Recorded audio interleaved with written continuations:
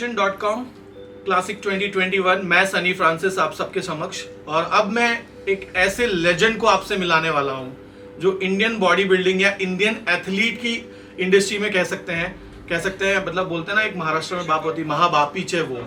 ऐसे है मतलब उनका अगर मैं रिज्यूमे पढ़ूं कि भाई 10 बार Mister World, Mister Asia, Mister Olympia, Mister World में भी उन्होंने टाइटल ले रखा है। भारत के पहले ऐसे प्रो बॉडी बिल्डर हैं जो कि मतलब क्लास 1 ऑफिसर भी हैं और इस वक्त जो है देश की सेवा भी कर रहे हैं। तहसीलदार हैं पिछले 10 सालों से मुंबई में, और अगर मैं उनके बारे में पढ़ना स्टार्ट कर दूंगा तो शायद इंटरव्यू पूरा नहीं होगा।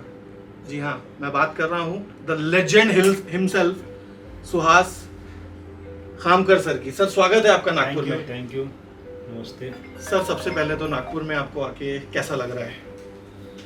नागपुर वैसे ऑरेंज सिटी इससे पहले भी बहुत बार आया हूँ, लेकिन इस बार न्यूट्रिशन.com क्लासिक एक अलग इवेंट होने जा रहा है। हमारे इंडियन बॉडी बिल्डिंग के अंदर बहुत सारे फेडरेशन चल रहे हैं आज के डेट में अलग अलग, लेकिन उससे कुछ हटके, मतलब जहाँ पे बॉडी बिल्डर को तकलीफ होती है फेडरेशन की तरफ से, तो उसको सब बाजू में रख के इन्होंने एक अलग इवेंट लाया है। इसमें देश के कोई भी कोने से आके पार्टिसिपेट कर सकता है, और वहाँ पे जो जजेस भी है वो न्यूट्रल है, किसी एक स्टेट के या फिर शहर के ऐसा कुछ नहीं है। तो वहाँ पे चीटिंग मीटिंग ऐसी चीज़ कुछ होने वाली नहीं है, और इसको बहुत बड़ा आगे फ्यूचर है। अभी इन्होंने एक ऐसी कंपटीशन ली है, तो मुझे लगता है आने वाले कुछ सालों में अगर ये प्रोग्रेस करते हैं तो आने वाले टाइम में पूरे वर्ल्ड से यहाँ पे नागपुर में हमारे बॉडी बिल्डर्स आएंगे, वो पार्टिसिपेट करेंगे, और नागपुर के साथ साथ पूरे महाराष्ट्र और देश का नाम रोशन हो सकता है। तो कोल्हापुर के अंदर हमारे जब मैंने कंपटीशन चालू की, मेरा अगर परिवार देखेंगे तो मेरे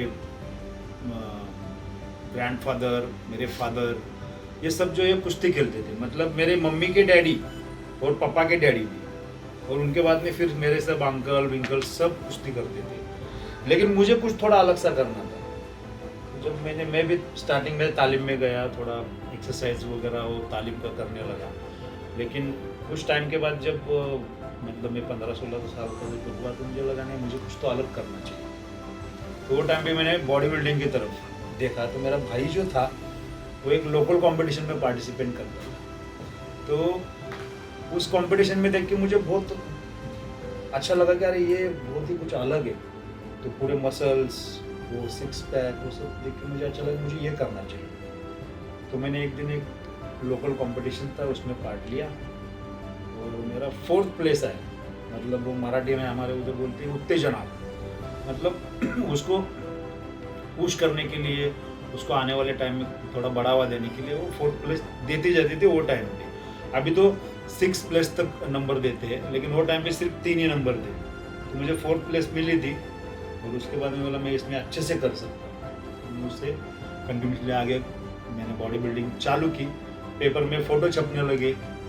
तो कोल्हापुर के अंदर हमारे कोल्हापुर के लोग हो या फिर हमारे उधर के रॉयल फैमिली के लोग हो, अगर कोई अच्छा करने वाला है वो वहाँ पे उनको बहुत अच्छा सपोर्ट करते हैं। एक बॉडी बिल्डर, एक लेजेंड, नाउ आप तहसीलदार हैं।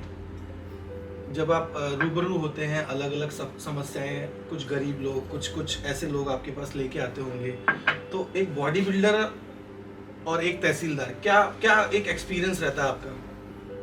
अभी कैसा है तो ये काम करते टाइम बहुत सारी चीज़ें मुझे सीखने को मिली, क्योंकि रेवेन्यू डिपार्टमेंट एक ऐसा डिपार्टमेंट है जो पब्लिक को मालूम नहीं है। मतलब अगर गांव में अगर जाएंगे तो उनको मालूम है कि तहसील क्या है, तहसीलदार क्या है, कलेक्टर क्या है, लेकिन जब आप मेट्रो सिटीज़ में जाएंगे तो उन लोगों को मालूम नहीं है, क्योंकि वहाँ पे कुछ 7-12 ही नहीं है। और तहसील बोलेगा तो 7-12 से रिलेटेड, और इलेक्शन हो गया या फिर राशनिंग हो गया या फिर कोई आदिवासी लोग हो गई, मतलब एक गवर्नमेंट की तरफ से एक नीचे बैठा हुआ आदमी है वो जो पूरा आप लोगों की सुनने के लिए बैठा है।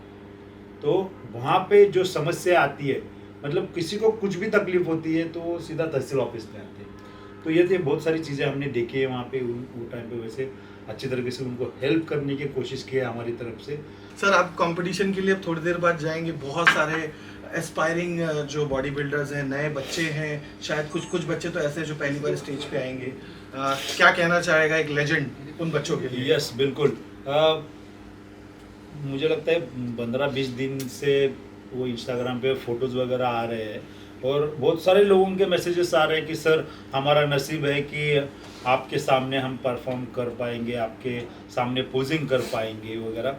तो बहुत सारे लोगों को मैं रिप्लाई भी नहीं कर पाया हूँ। आपसे माध्यम से मैं उनको बोलना चाहूँगा, जो लोगों ने मुझे मैसेज किया है वहाँ पे, आप सभी के लिए ऑल द बेस्ट। और कंपटीशन के लिए आए हो तो यहाँ पे कोई हारता है, कोई जीतता है। अगर कोई अभी आज के दिन में जीतेगा वहाँ पे, उनके लिए मेरी तरफ से बहुत सारी शुभकामनाएं है और आने वाली आगे की कंपटीशन के लिए ऑल द बेस्ट। और यहाँ पे जिनका नंबर नहीं लगेगा उनके लिए बोलना चाहूँगा, हमारे मराठी में बोलते हैं अपयश ही यशाची पहिली पायरी आहे। त्याचं पहिला तुम्ही जेव्हा हाराल त्यानंतर तुम्ही जिंकण्यासाठी त्याच्या डबल तयारी कराल आणि मग तुम्ही पुढच्या वेळेला 100% त्यामध्ये जिंकाल। आणि जे जिंकलेले आहेत म्हणजे जो कल मतलब आज के दिन में जो जीतने वाले हैं उनके लिए कहना चाहूँगा, जीतने के बाद ऐसा महसूस मत करो कि मैंने सब कुछ जीत लिया, ये तो सिर्फ स्टार्टिंग है, इसके बाद में आपको आगे जाना है। और कोई भी व्यसन हो, दारू सिगरेट तंबाकू गुटखा, इससे दूर रहिए, ये बहुत इम्पोर्टेंट है। क्योंकि आज के डेट में देखेंगे तो 60-70 साल के ऊपर कोई जी नहीं पा रहा है, लेकिन आप वर्कआउट करोगे, अच्छा डाइट लोगे और इस चीज़ों से दूर रहोगे, जैसे बात किया मैंने शराब दारू सिगरेट गुटखा, तो आपके लाइफ के 100% मैं बोलता हूँ कुछ 10-15 साल बढ़ेंगे और उसमें आप कुछ अचीव कर सकते हो।